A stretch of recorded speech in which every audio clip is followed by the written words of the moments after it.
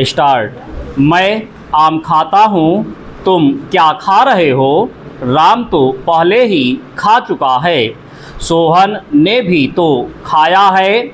जब मैं आम खा रहा था तो वह पहले ही से आ डटा, पर राम उसके भी पहले ही आ चुका था। सोहन ने भी खूब आम खाए।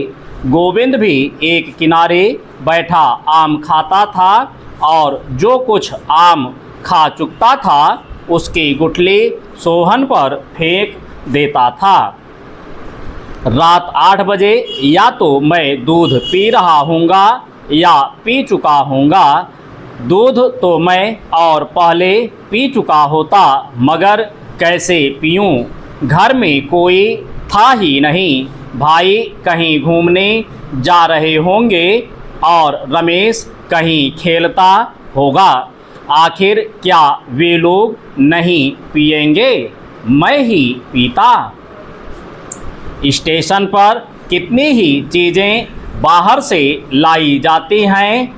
अगर यह सब चीज़ें बाहर से ना लाई जाती तो काम ना चलता।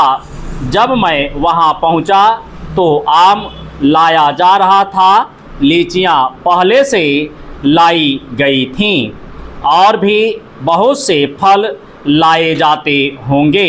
यह देखकर मुझसे ना रहा गया। मैंने सोचा मुझे भी कुछ खाना चाहिए। यह सोचकर आम पर मैं टूट पड़ा और जितना खा सकता था खाया। अगर तुमने आम खा डाला तो कौन सी बड़ी बात हुई? वह तो घर पर इसीलिए रखे थे। तुम पहले से वहाँ उपस्थित नहीं थे, नहीं तो तुमको पहले मिल जाता। श्याम को तो मैं पहले ही दे चुका था, वह तो आज घर पर ही था। रास्ते में गिर पड़ने के कारण वह कहीं नहीं गया था, न आज जावेगा। युवावस्था मानव जीवन का बसंत है। उसे पाकर मनुष्य मतवाला हो जाता है। इस अवस्था में ना उसे कारागार का डर रहता है, ना वह हितकर कार्यों से भागता है। वह हानिकारक कामों से बचता और गुणकारी कामों में लगता है।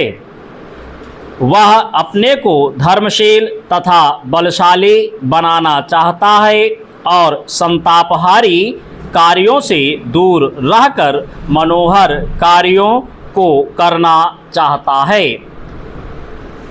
यह तेल वाले, आम वाले, कोचवान, इक्केवान, चरवाहे आदि अधिकतर बुद्धिहीन होते हैं। इन लोगों का व्यवहार संतोषजनक नहीं होता।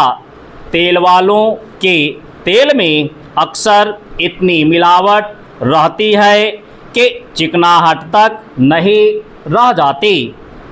दूध वाले तो कभी कभी दुगना तिगुना या तक पानी मिलाते हैं, यहाँ तक कि दूध का मीठापन तक निकल जाता है।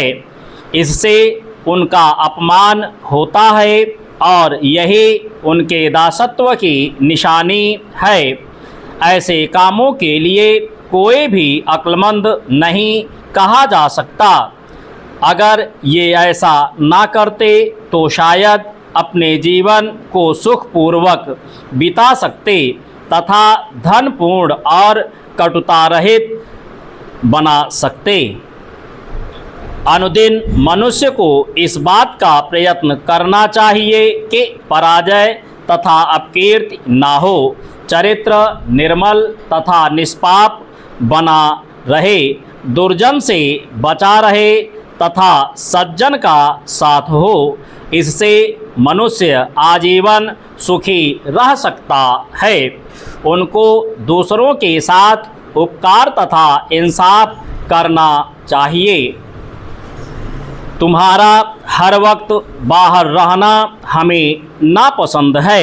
यह तुम्हारी प्रतिदिन की आदत सी हो गई है।